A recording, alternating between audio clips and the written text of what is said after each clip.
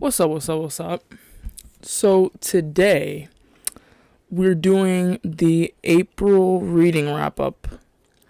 In the month of April, I read one more book than I did in March, which is an improvement by one. I'm really trying to get through this challenge. According to Goodreads, I'm actually 3 books behind, which is alright. I mean, I'm in the middle of finishing one right now, and I've got a whole bunch more lined up, which we'll talk about that later. Right now, I'm going to get into the first book. Well, really, there's not much to say about the first book I read in the month of April, but we're just going to put it in here, because this is what I've been doing with the rereads and just the wrap up in general. I just put every book down that I've read in the month. Rebel by Marie Lu, which is a reread. I've already given it a 5 stars. I honestly just reread it, like I said, about Champion and Prodigy, that I honestly just reread it for fun and to refresh my memory on the story. So it's still, nothing changed. It still remains a 5 star. The book that I read after that book, there's really not much to say on Rebel. It's a great book. And it fixed the problems with Champion. The second book I read in the month of April is apparently a show. And there's an adaptation for this, which I've never watched. I can't wait to watch it. But there's an adaptation for this book. I absolutely loved this book. And this is another very popular book, post-apocalyptic, which is Station 11 by Emily St. John Mandel. I gave it a 5 stars. This is a really fascinating read, or it was a really interesting read. It was published in 2014, but this book is very popular, and again, I understand the hype now. Basically, this book revolves around I would say the main character in this book is, the Hollywood actor who is, what's his name? I wish I knew his name. Let's see if we can, see. Arthur Leander. So basically this book revolves around Arthur Leander. He is the centerpiece of this book, even though he doesn't really have a whole lot of dialogue and doesn't have, he does have some dialogue, but he is the centerpiece in which this story revolves around. And I gotta be honest, the plot twist they gave us at the end, I totally expected. I totally expected it, and if you're paying attention, it is predictable. So I don't know if I would call it a plot twist, but that's what it was supposed to be. It didn't throw me off, but because I knew what it was gonna be. And basically this whole book revolves around the characters, the other people that surrounded his life. So, basically his significant others, Kirsten, the child actress that was on stage when what happened to him. Basically, this book is a post-apocalyptic book. It's basically a post-plague pandemic kind of book. And basically, Arthur Leander is the one that this whole thing starts with, or he's, like I said, he's a centerpiece in this book, and he is the character in which this whole story revolves around, along with the pandemic and the plague that wiped out most of the population. I'm not catching the Georgia flu. I just have allergies, if you're wondering. But which is what the flu is called in this book anyway. this book was really interesting. It shows you how society would eventually, what society would eventually form into, and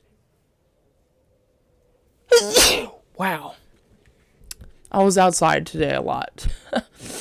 And it's just hitting me now. It's kind of like a delayed thing. Like my allergies, it used to be like when I walked outside, I would like get my allergies. And now it is, I'm outside. And then if it's kind of like a bad day, it's a delayed effect. Anyway, you guys don't really care, but I'm just explaining it.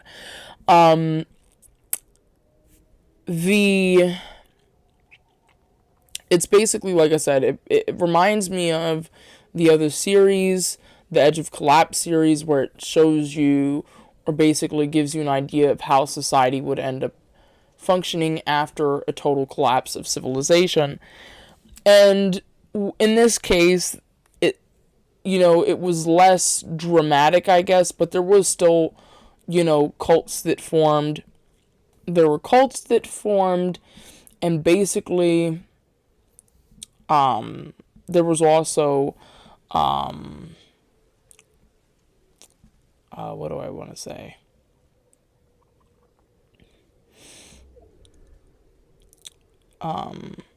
There was also people that held on to some aspects of civilization, like the arts, which is what a lot of the story focuses on, this quote-unquote traveling symphony. And eventually all of these different stories end up merging.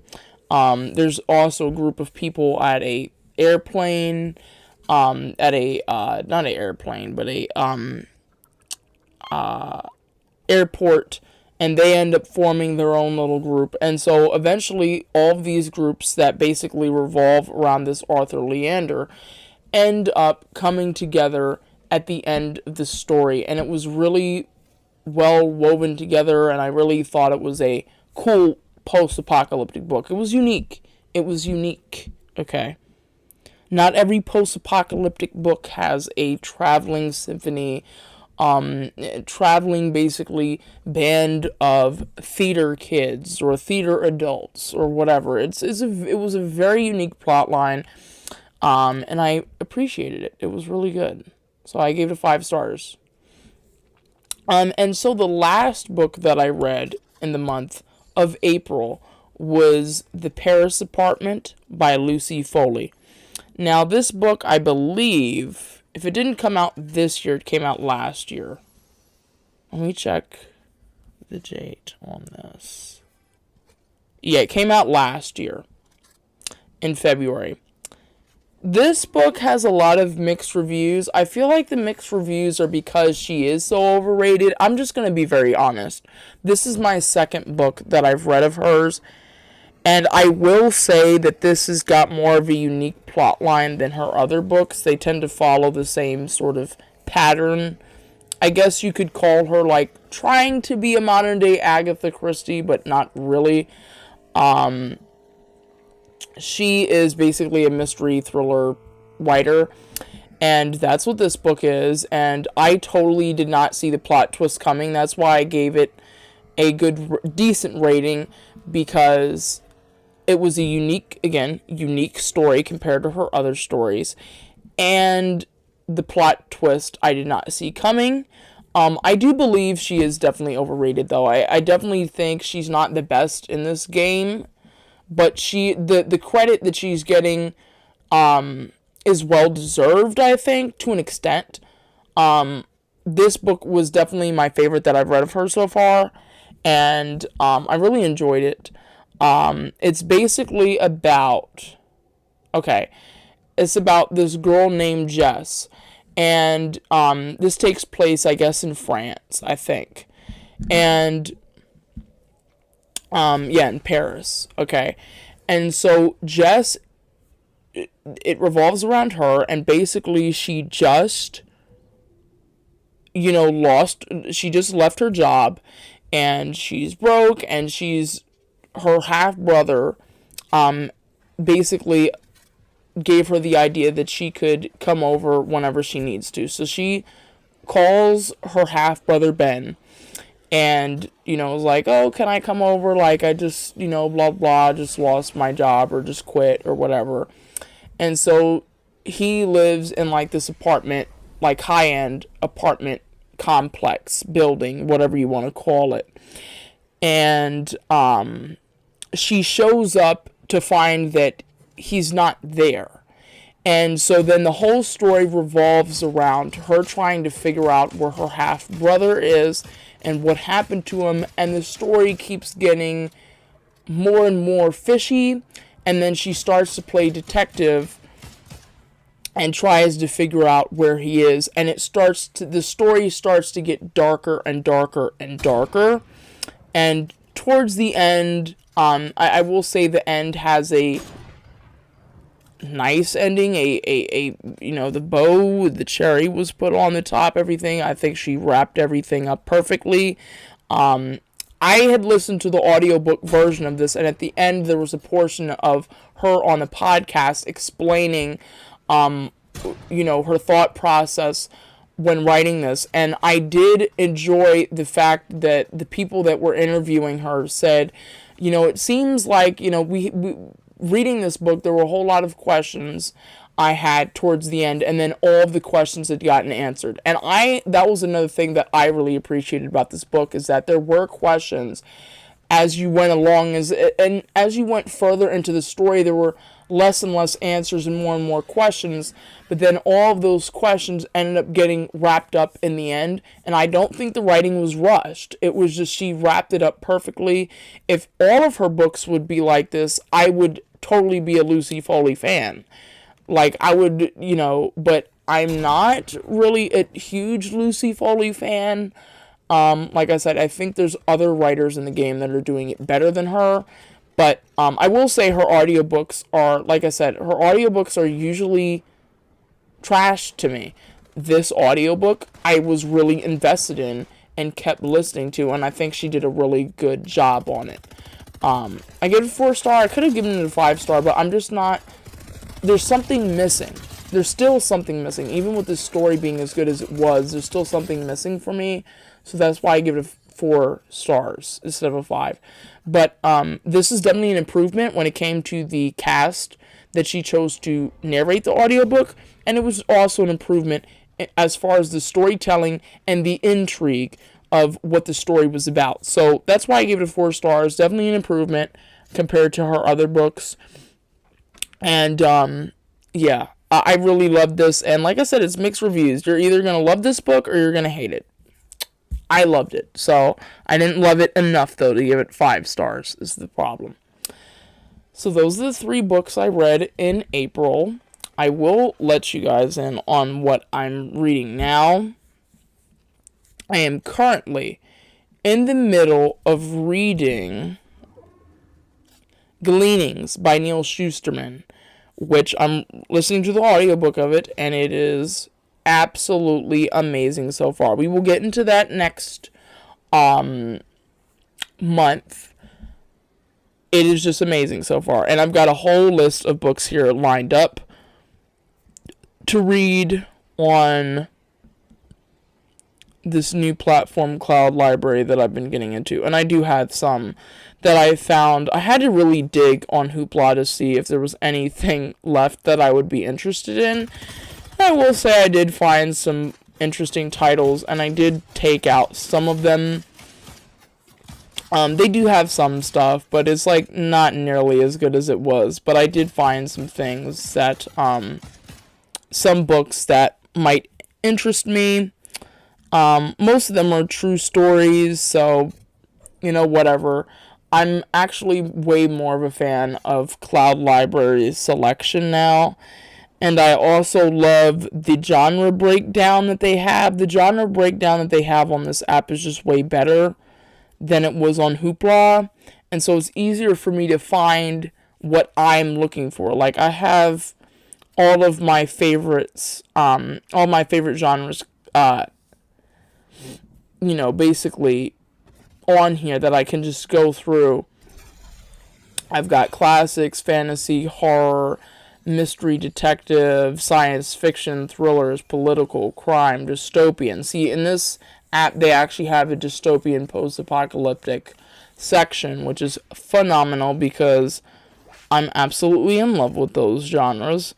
Horror, paranormal, occult, supernatural, thrillers, suspense, vampires, and more science fiction. But this is really the best app when it comes to breakdowns on genres, and I love that platform, and that's actually what I read all of the books on for this month. So that's I found a new home. Hoopla is no longer the shit anymore, but it's fine. I do have some things marked over there, but they're not really capturing my attention as much as this app is. So anyway, I will give, I do give bonuses at the end here, so why not do that and give you a bonus, okay, for stuff that I've watched this month, that I was really impressed with.